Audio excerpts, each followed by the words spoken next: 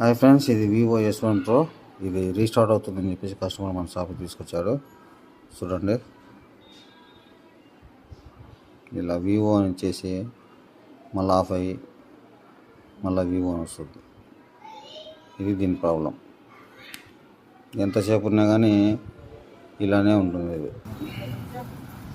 దీన్ని నేను జాగ్రత్తగా రిపేర్ అయితే చేసే ప్రయత్నం చేస్తాను.